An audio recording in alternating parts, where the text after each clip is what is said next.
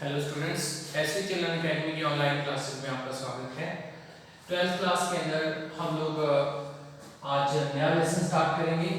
तो देखिए, केमिस्ट्री में आप लोग अभी तक केमिकल काइनेटिक्स के बारे में पढ़ चुके हो, रासायनिक बलगतिकी के बारे में।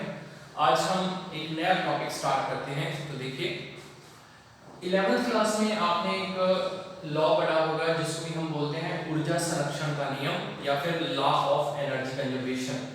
तो लॉ ऑफ एनर्जी कंजर्वेशन या ऊर्जा संरक्षण का जो नियम है उसमें देखिए क्या है। उसमें हम ये पढ़ते हैं कि ऊर्जा जो है ना तो उसको बनाया जा सकता है ना उसको नष्ट किया जा सकता है, ठीक। लेकिन ऊर्जा को एक रूप से दूसरे रूप में बदला जा सकता है, ये हम पढ़ते हैं। यानी कि अगर मैं कहूं कि स्थितिज ऊर्जा जो है वो किस में बदल सकती है? गतिज ऊर्जा में, गतिज ऊर्जा। और गतिज ऊर्जा किस में बदल सकती है? स्थितिज ऊर्जा में। गतिज ऊर्जा जो है वो विद्युत ऊर्जा में भी बदल सकती है। और विद्युत ऊर्जा किस में बदल सकती है? गतिज ऊर्जा में। विद्युत ऊर्जा जो है वो रासायनिक ऊर्जा में बदल सकती है। और रासायनिक ऊर्जा किस में बदल सकती है? विद्युत ऊर्जा। ऐसे हम जितने मर्जी वो बनाते जाएं, ये बनते जाएंगे। तो इसलिए कहने का मतलब ये है कि विद्युत ऊर्जा, रासायनिक ऊर्जा, गतिज ऊर्जा, स्थितिज ऊर्जा, पवन ऊर्जा, ये सारी ऊर्जाएं आपस में एक दूसरे में बदल सकती हैं। विज्ञान की वह शाखा, रसायन विज्ञान की वह शाखा जिसमें विद्युत ऊर्जा और रासायनिक ऊर्जा के आपसी अंतर परिवर्तन के बारे में अध्ययन किया जाता है। यानी कि रसायन विज्ञान की वो ब्रांच जिसमें इस चीज का अध्ययन किया जाता है कि रासायनिक ऊर्जा विद्युत ऊर्जा में कैसे बदलती है, विद्युत ऊर्जा रासायनिक ऊर्जा में कैसे बदलती है, इसको हम विद्युत रसायन कहते हैं। विद्युत रसायन, ठीक है। इंग्लिश में हम इसको बोलेंगे इलेक्ट्रोकेमिस्ट्री, ठीक। यानी कि रसायन विज्ञान की वह शाखा जिसमें विद्युत ऊर्जा और रासायनिक ऊर्जा के आपसी अंतर परिवर्तन को पढ़ा जाता है, क्या कहलाती है? विद्युत रसायन कहलाती है। विद्युत ऊर्जा को रासायनिक ऊर्जा में और रासायनिक ऊर्जा को विद्युत ऊर्जा में बदलने वाली जो मशीन है उसको सेल कहा जाता है। वही सेल जो कि हम आमतौर पर घरों के अंदर उपयोग में लाते हैं। वो सेल क्या करते हैं? या तो वो रासायनिक ऊर्जा को बदल देते हैं विद्युत ऊर्जा में, और या फिर विद्युत ऊर्जा को किसमें बदल देते हैं? रासायनिक ऊर्जा में। तो इस पूरे लेसन में हम लोग सेल के बारे में पढ़ने वाले हैं। विद्युत ऊर्जा और रासायनिक ऊर्जा के आपसी बदलाव के बारे में हम पढ़ेंगे इस लेसन में, ठीक है। तो चलिए स्टार्ट करते हैं। विद्युत रसायन, तो ये बड़ा ही इंटरेस्टिंग लेसन है और इंपॉर्टेंट लेसन है। ऐसा कोई कंपटीशन नहीं है जिसके अंदर इलेक्ट्रोकेमिस्ट्री से सवाल ना आते हो, ठीक है। तो इसको आप बड़े ध्यान से समझना क्या है ये। चलिए, जब हम विद्युत ऊर्जा की बात करते हैं तो विद्युत ऊर्जा का मतलब ये है कि कोई ऐसे पदार्थ जिसके अंदर धारा प्रवाहित होगी उनको क्या कहा जाता है? चालक कहा जाता है। तो देखिए, हम बिल्कुल बेसिक कंसेप्ट से स्टार्ट करते हैं। चालक किनको कहा जाता है? ऐसे पदार्थ जिनमें विद्युत धारा का चालन होता है उनको क्या कहा जाता है? चालक कहा जाता है। हमने ठोस अवस्था वाले लेसन में भी ये पढ़ लिया था कि चालक तीन प्रकार के होते हैं, अर्धचालक, कुचालक, है ना, और चालक, ऐसे करके वो पढ़े थे ना। तो वही वाला है ये। तो चालक को अगर हम बांटें तो चालक दो प्रकार के होते हैं। एक तो होते हैं धात्विक चालक और दूसरे हैं विद्युत अपघटनी चालक, ठीक है। धात्विक चालक और विद्युत अपघटनी चालक, ठीक। चलिए, धात्विक चालक इनको कहा जाता है। तो धात्विक चालक वो हैं वे पदार्थ जिनमें धारा का प्रवाह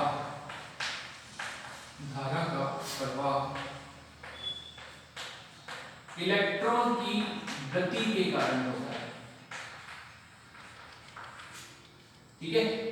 तो ऐसे चालक जिनके अंदर धारा जो है या करंट जो है इलेक्ट्रॉन की गति के कारण पैदा होता है, उनको तो हम कहते हैं धात्विक चालक। और वे पदार्थ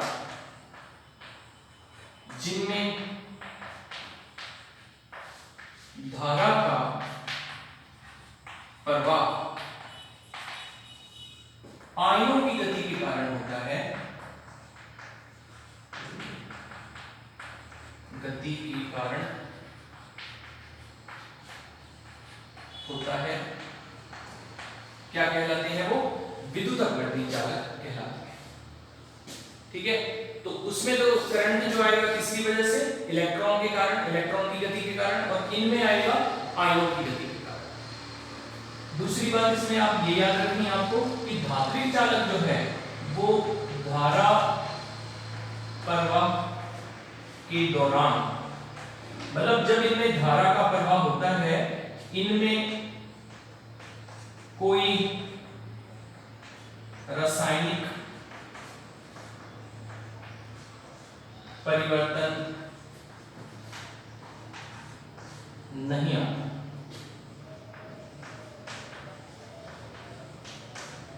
ठीक है।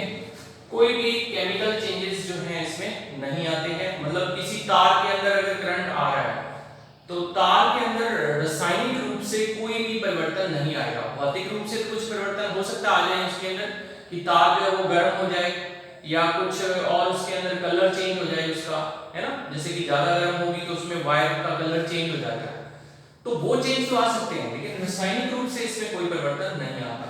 लेकिन जो विद्युत अपवर्तनीय चालक होते हैं ये रासायनिक रूप से परिवर्तित हो जाते हैं, रासायनिक रूप से बदल जाते हैं। ठीक, कैसे बदल जाते हैं? देखो, NaCl एक विद्युत अपवर्त्य है। जब ये ठोस अवस्था में होता है तो इसमें कोई करंट नहीं आता, लेकिन जब हम इसमें पानी के अंदर इसको घोल देते हैं तो ये अपने आयनों में टूट जाता है, Na पॉजिटिव और Cl नेगेटिव में। आयनों में टूटने के बाद में आयंस जो है उनकी गति होती है, तो उस गति के कारण क्या होता है? करंट जनरेट होता है या धारा का प्रवाह होता है। ठीक है, तो इसमें ये बात समझ में आ गई होगी। फिर इसके बाद में धात्विक चालक जो है उनमें आपको ये याद रखना है कि ताप बढ़ाने पर, ताप बढ़ाएंगे, ऊपर की ओर तीर का निशान है, इसका मतलब ताप बढ़ाने पर क्या होगा? चालकता जो है वो घटती है। इसमें इनमें अगर ताप बढ़ा दिया जाए तो चालकता घटती है, जबकि विद्युत अपवर्तनीय चालक जो है इनमें अगर ताप बढ़ा दिया जाए तो, क्योंकि ताप जब बढ़ाएंगे तो आयन ज्यादा बनेंगे, क्योंकि आयन वो टूटेंगे। ताप बढ़ाने पर क्या होगा? चालकता जो है वो बढ़ती है। ठीक है, चालकता बढ़ती है। तो ये इसमें जो है वो इसके अंतर भी हो गए हैं। अगर अपन उदाहरणों की बात करें तो उदाहरण मैं ऊपर लिख देता हूं यहाँ पर।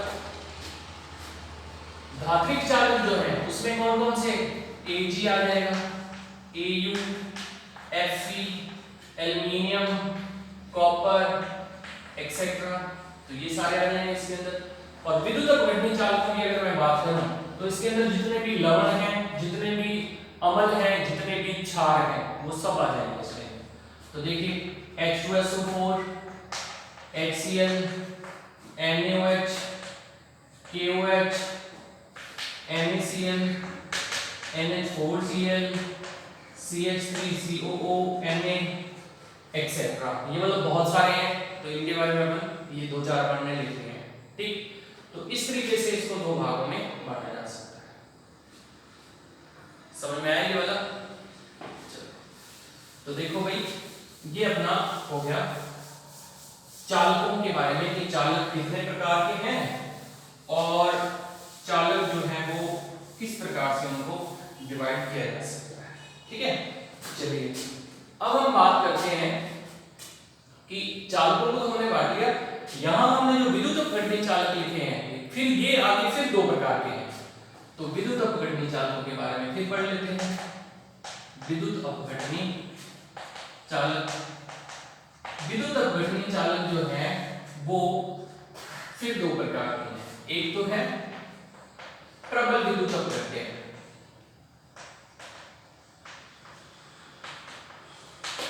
ठीक। और दूसरे होते हैं दुर्बल विद्युत अपघट्य। प्रबल विद्युत अपघट्य और दुर्बल विद्युत अपघट्य। प्रबल विद्युत अपघट्य जो है वो उन अपघट्यों को, विद्युत अपघट्यों को कहा जाता है जो पूर्णतया आयनित हो जाते हैं, है ना। इसमें आप ये लिख सकते हो कि जलीय विलयन में पूर्णतया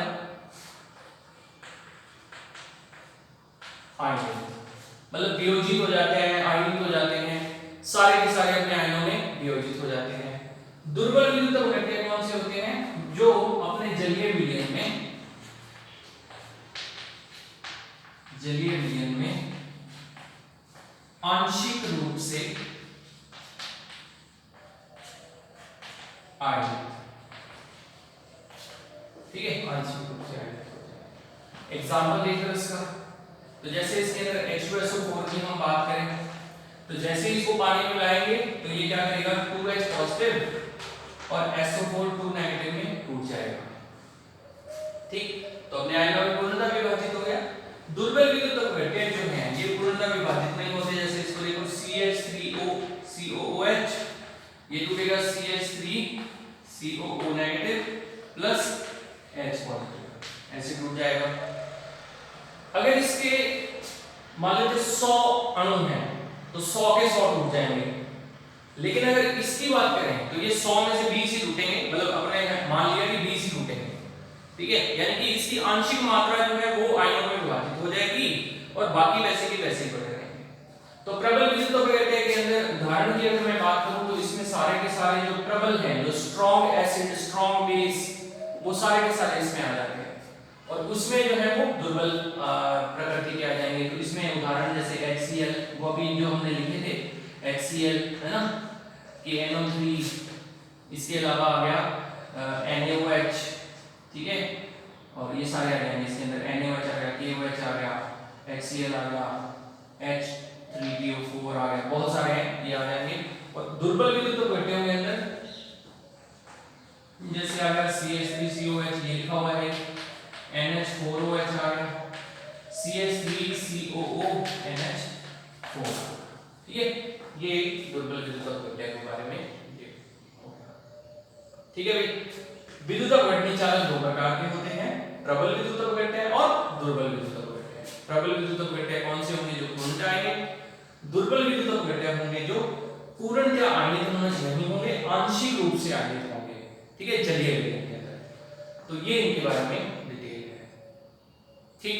तो हमने बेसिकली क्या इसके बारे में सीख लिया कि चालक दो प्रकार के होते हैं, एक तो होते हैं धात्विक चालक और एक होते हैं विद्युत अपघटन चालक।